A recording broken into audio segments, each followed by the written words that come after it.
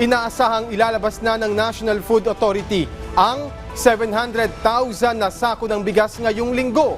Kasunod na rin yan ang deklarasyon ng Food Security Emergency. Samantala, unti-unti naman nang nararamdaman ang pagbaba ng presyo ng bigas. Si Vel Custodio ng PTV sa Balitang Pambansa Live. Vel. Alan, ramdam na ang pagbaba ng presyo ng bigas isang linggo matapos ang deklarasyon ng National Food Security Emergency sa bigas. 700,000 bags ng bigas ang inaasahang mailalabas ng National Food Authority ngayong linggo, kasunod ang deklarasyon ng National Food Security Emergency. Unti-unti na rin bumababa ang presyo ng bigas, isang linggo matapos ang naturang deklarasyon. Kung babalikan, nakapagtala ng negative inflation ang bigas base sa huling ulat ng Philippine Statistics Authority.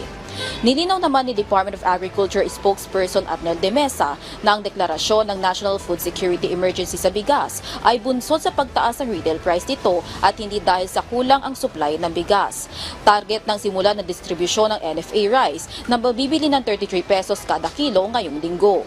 Bukod sa National Food Security Emergency, ayon sa nagtitinda dito sa Kamuning Public Market, isa pa sa dahilan ng pagbaba ng presyo ng bigas ay dahil sa pakikipagkompetensya ng presyo ng bigas sa merkado sa Rice for All program ng Kadiwa ng Pangulo na mabibili lamang ng 29 pesos hanggang 38 pesos kada kilo depende sa klase.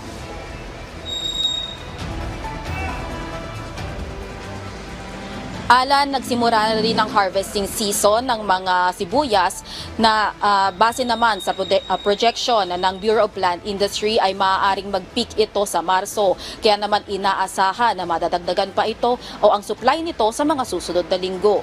Mula sa People's Television Network, Vel Custodio, Balitang Pambansa. Maraming salamat, Vel Custodio ng PTV.